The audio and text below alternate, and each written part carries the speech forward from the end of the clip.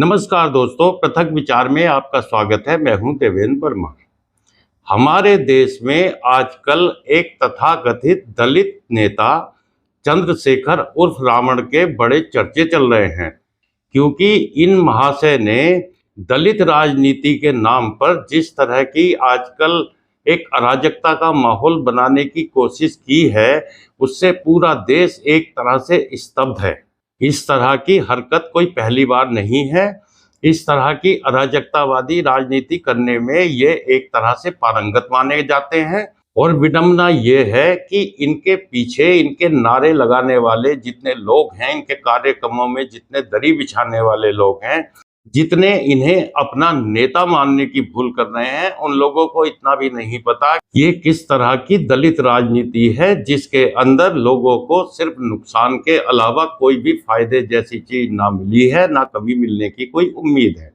2024 के लोकसभा चुनाव के दौरान इसी नगीना, जहां से ये चंद्रशेखर उर्फ रावण आज सांसद है, इसी में एक जनसभा के दौरान बसपा सुप्रीमो मायावती जी के भतीजे आकाश आनंद ने एक बहुत ही सच्ची बात कही थी।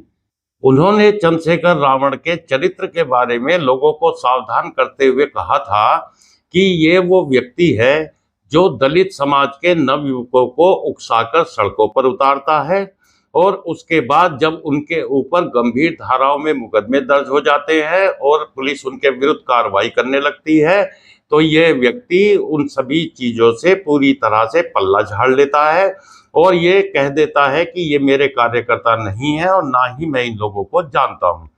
तो उस समय आकाश आनंद ने सावधान करने के लिए जो बात कही थी, वो बात आज की डेट में भी पूरी तरह से प्रासंगिक है। अब आप ताजा मामला देखिए प्रयागराज का, जहां 13 अप्रैल को अनुसूचित जाति के देवी शंकर की हत्या के विरोध में चंद्रशेखर को मृतक के परिवार से मिलने उनके गांव आना था।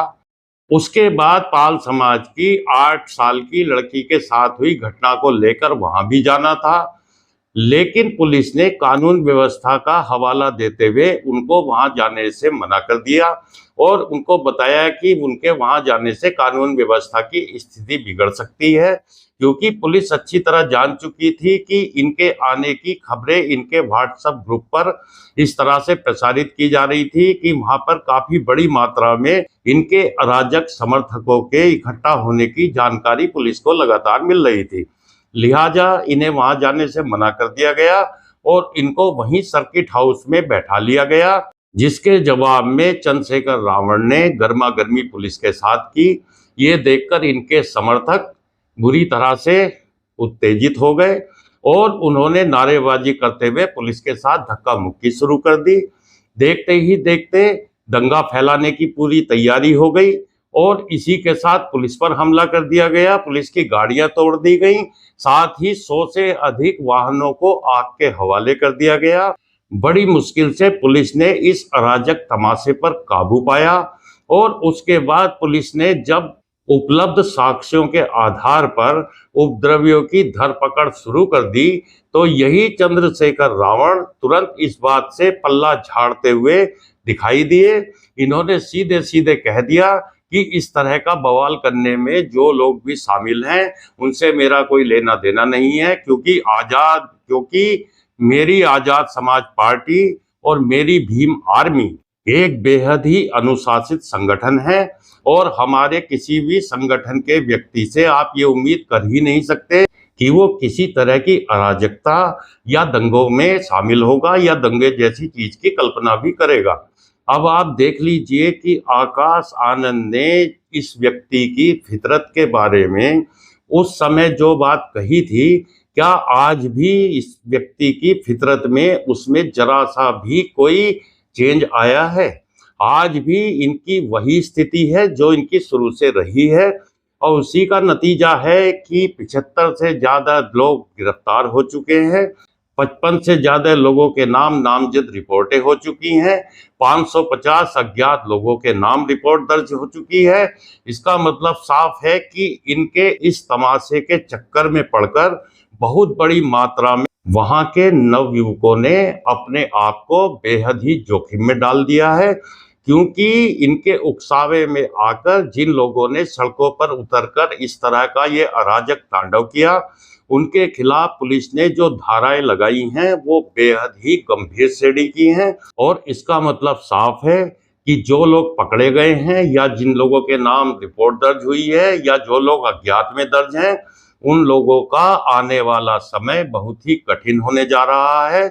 उनको जीवन भर अदालतों के और वकीलों के चक्कर काटने होंगे, सारा कुछ अपने खर्च पर करना होगा। और जिनके भरोसे से उन लोगों ने सड़क पर उतरकर इतना बुरा तांडव किया, इस कदर अराजकता की, इस तरह से जनजीवन को खतरे में डाला, उन्हीं लोगों के लिए इनके वे ही तथाकथित नेता आज उनकी तरफ से पूरी तरह पल्ला झाड़ चुके हैं। दलित राजनीति इस देश में आज से नहीं हो रही है। दलित राजनीति इस देश में पिछले काफी समय से है और इसका सबसे अच्छा उदाहरण है बसपा सुप्रीमो बहन मायावती, जिन्होंने दलित राजनीति को भी एक सम्मानजनक तरीके से किया। और उन्होंने इस तरह से समाज को तोड़ने वाले तो कर्म कभी किए हों ऐसा तो मुझे कभी याद आता नहीं। चंद्रशेखर उर्फ रावण अपने आप को जो दलित नेता बताते हुए बिल्कुल फक्र महसूस करते हैं, इन्होंने केवल और केवल दलित और दलितों में भी जाटव लोगों को एकजुट करके और साथ में कुछ मुस्लिम वोट जोड़कर इन्होंने अपनी राजनीति करने की एक नई मैथमेटिक्स इजाद की है। चंद्रशेखर रावण की ज्यादा बेचैनी शुरू उस दिन से हुई जिस दिन से बसपा सुप्रीमो मायावती ने अपने भतीजे आकाश आनंद को बहुजन समाज पार्टी का कोऑर्डिनेटर बनाकर पेश किया। आकाश आनंद पढ़े लिखे व्यक्ति हैं और उनकी भाषा के अंदर एक भाषा की मर्यादा दिखाई देती है। इसके उलट चंद्रशेखर रावण की भाषा अत्यंत ही घटिया टाइप की है। इनकी भाषा में हर समय आपको धमकी देने वाली चीजें दिखाई देंगी, धमकी देने का स्वर दिखाई देगा। इसके उलट आकाश आनंद एक गंभीर टाइप की राजनीति करने की तरफ बढ़ते दिखाई देते हैं। क्योंकि वो युवा हैं, चंद्रशेखर रावण के मुकाबले उनकी उम्र काफी कम है, इसीलिए वो दलित नवयुवकों के लिए एक नया रोल मॉडल बनते दिखाई दे रहे हैं। तो चंद्रशेखर रावण की बेचैनी का सबसे बड़ा कारण यही है कि आज इनको अपनी दलित राजनीति आकाश आनंद की वजह से खतरे में पड़ती दिखाई दे रही है।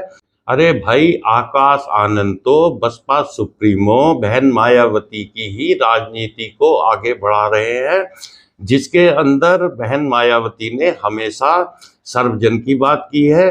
वो अच्छी तरह से जानती हैं कि बहुजन समाज के साथ जब तक दूसरे वर्गों को नहीं जोड़ा जाएगा, दलित समाज के साथ जब तक उच्च वर्गों को भी साथ नहीं लिया जाएगा, तब तक भारत में दलित राजनीति किसी मुकाम पर कभी पहुंच ही नहीं सकती। इसीलिए मायावती ने जो उत्तर प्रदेश के अंदर सोशल इंजीनियरिंग की एक नई मिसाल पेश की थी और जिसकी वजह से वो पूर्ण बहुमत के साथ सरकार बनाने में कामयाब हुई थी, ये घटना ही अपने आप में दर्शाने के लिए काफ़ी है कि केवल किसी एक जाति को साथ लेकर और उसके साथ कुछ मुस्लिम वोट मिलाकर जिस तरह की कॉकटेल बनाने की बात या कॉकटेल बनाने की योजना चंद्रशेखर रावण जैसे लोग करते हैं, ये लोग कभी भी किसी राजनीतिक मुकाम पर नहीं पहुंच सकते। अब लौटते हैं दलित नवयुवकों के ऊपर जो चंद्रशेखर रावण के चक्कर में फंसकर बुरी तरीके से या कानूनी शिकंजों में फंस चुके हैं, उन लोगों को और इसके साथ ही दलित समाज के दूसरे लोगों को, नवयुवकों को एक बार रुककर इस बात पर विचार जरूर करना चाहिए कि चंद्रशेखर रावण जैसी राजनीति करने वाले लोग उनके भविष्य को आखिर कहाँ लेकर जा रहे हैं। ऐसे लोगों के पीछे नारे लगाकर चलने वाले लोगों को अब इस तरह की फितरत वाले नेताओं से सावधान हो जाना चाहिए। इस तरह के नेता सिर्फ और सिर्फ अपना भला सोच सकते हैं। बाकी कोई यदि ये सोचता है कि इनका किसी समाज से, अपने समाज से कोई ज़्यादा लेना देना है, तो उसकी सोच ये पूरी तरह से गलत है। क्योंकि ये लोग हमेशा विध्वंस की राजनीति करने के आदी हैं।